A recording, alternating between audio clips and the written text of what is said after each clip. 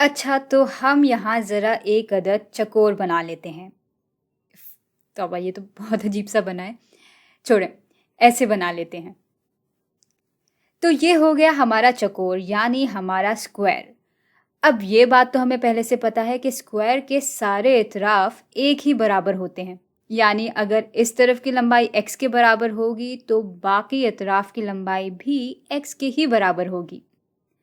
اور یہ چاروں اینگلز 90 ڈگری کے برابر ہوں گے کیونکہ بھائی چکور تو ایسے ہی ہوتے ہیں. تو بھائی اب آپ یہ سوچ رہے ہوں گے کہ میں یہ چکور آخر کیوں بنا رہی ہوں. تو بھائی میں کوئی مصور بننے کی کوشش نہیں کر رہی ہوں، وہ کام مجھے نہیں آتا. میں اصل میں آپ سے پوچھنا یہ چاہتی ہوں کہ کیا چکور کے اطراف کی جو لمبائی ہے وہ اس کے رقبے یعنی ایریا کے پروپورشنل ہے یا نہیں. ایسا کریں کہ آپ اس ویڈیو کو تھوڑی دیر کے لیے روکیں اور اس سوال کے بارے میں آرام سے تحمل سے سوچیں. اچھا تو بھائی 2 خانے بنا لیتے ہیں. ایک خانہ ہو جائے گا چکور کے اطراف کی لمبائی کا، اور یہ لمبائی ہم دکھا رہے ہیں x سے. اور جو اس کا رقبہ ہوگا وہ ظاہر ہے کہ لمبائی اور چوڑائی کے آپس کی ضرب سے ملے گا، اور چونکہ یہاں لمبائی اور چوڑائی دونوں x کے برابر ہیں تو رقبہ برابر ہو جائے گا x ضرب x کے یا x اسکوائر کے. چلے بھائی اب ہم x کی اقدار یعنی ویلیوز فرض کر لیتے ہیں تاکہ ان دونوں کا جو آپس میں تعلق ہے وہ ہم بہتر طریقے سے جان پائیں. تو فرض کرتے ہیں کہ x برابر ہے 1 کے، تو رقبہ ہو جائے گا 1 ضرب 1 جو کہ 1 کے ہی برابر ہوتا ہے.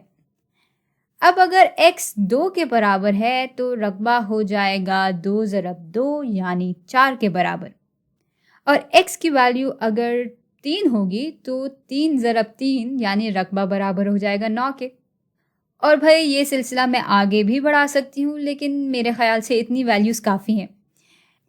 تو بھائی پروپورشنالٹی دیکھنے کے لیے ہم اس پوری چیز کو ریشو کی شکل میں لکھ لیتے ہیں. اگر چوکور کا ایریا اور اس کے اطراف کی لمبائی کا ریشو مستقل ہوگا تو ان دونوں کے درمیان تعلق بالکل پروپورشنل ہوگا، اور اگر نہیں ہوگا تو ہمیں پتہ ہے کہ یہ نان پروپورشنل ہو جائے گا. تو بھائی ان ریشوز کو لکھنے کے لیے یہاں ایک اور خانہ بنا لیتے ہیں. تو یہ ہو جائے گا رقبہ بٹا لمبائی. تو بھائی یہ ہو جائے گا 1/1 یعنی 1 کے برابر، یہ ہو جائے گا 4/2 یعنی 2 کے برابر، اور یہ ہو جائے گا 9/3 جو کہ ہو جائے گا 3 کے برابر.